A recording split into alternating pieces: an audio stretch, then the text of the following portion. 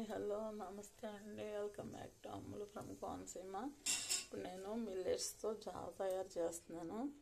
ఆ ప్రాసెస్ కోసం ఇది కొద్దిగా 2 స్పూన్స్ ఆఫ్ బొంబాయి రవ్వ అంటే కరాచీ అంటాం కదా, ఇది కొద్దిగా వేస్తే చాలా టేస్ట్ చాలా అద్భుతంగా ఉంటుంది.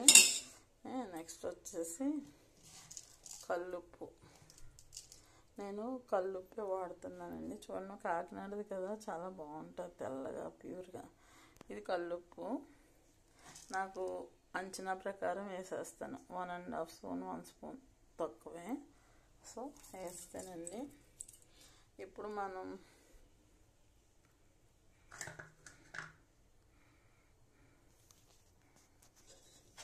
ఇది చూడండి, ఇది సామలు, దీంట్లో కొద్దిగా వాటర్ వేసేసి ఇలా మిక్స్ చేయాలి. ఇప్పుడు మనం మరుగుతున్న నీటిలో ఇది జావ, ఈ మిశ్రమాన్ని వేసేయాలి. సో అండి, పూర్తిగా తయారయ్యాక జావ ఇలా ఉంటుంది.